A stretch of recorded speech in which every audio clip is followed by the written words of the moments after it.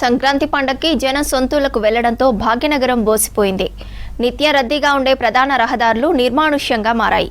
కాలనీలు ఖాళీగా కనిపిస్తున్నాయి. మెయిన్ జంక్షన్స్ ట్రాఫిక్ ఫ్రీగా ఉన్నాయి.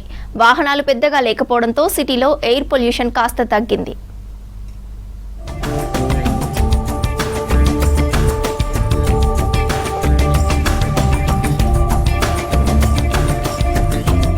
సంక్రాంతి పండగకి నగరవాసులు పల్లెబాట పట్టడంతో భాగ్యనగరం బోసిపోయింది. పెద్ద సంఖ్యలో ప్రజలు స్వస్థలాలకు వెళ్లడంతో హైదరాబాద్, సికింద్రాబాద్లో నిత్యం రద్దీగా ఉండే ప్రధాన రహదారులు నిర్మానుష్యంగా మారాయి. సిటీ నుంచి ఆంధ్రప్రదేశ్, తెలంగాణలోని ఇతర జిల్లాలకు పెద్ద సంఖ్యలో జనం తరలి వెళ్లారు. దీంతో ప్రధాన రహదారులు, కాలనీలు ఖాళీగా కనిపిస్తున్నాయి. పండగకి నగరం నుంచి 30 లక్షలకు పైగా పబ్లిక్ తమ స్వగ్రామాలకు తరలి వెళ్లినట్టు తెలుస్తోంది.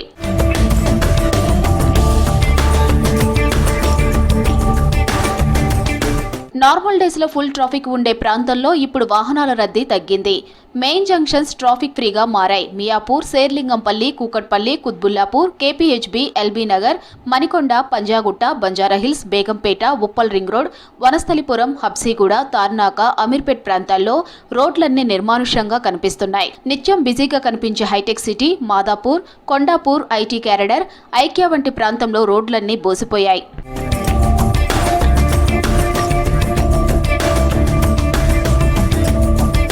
పట్నం వాసులు ఊర్లకు వెళ్లడంతో సిటీలో వాహనాల రద్దీ తగ్గడంతో పాటు నిర్మాణ పనులు ఆగిపోయాయి. నగరంలోని చాలా ప్రాంతంలో ఎయిర్ క్వాలిటీ ఇండెక్స్ మెరుగైంది. గత 2 రోజుల కిందటి వరకు 200గా ఉన్న ఎయిర్ క్వాలిటీ ఇండెక్స్ 150కి తగ్గింది. అయితే ఐటీ క్యారిడర్, సెంట్రల్ జోన్ ఇతర ఏరియాల్లో గాలి నాణ్యత ఇంకా పూర్ స్టేజీలోనే ఉంది.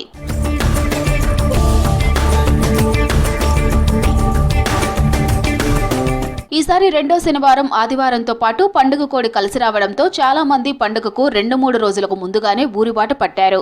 సంక్రాంతి ముగిసే వరకు నగర రోడ్లలో ఇదే పరిస్థితి కనిపిస్తుందంటున్నారు స్థానికులు.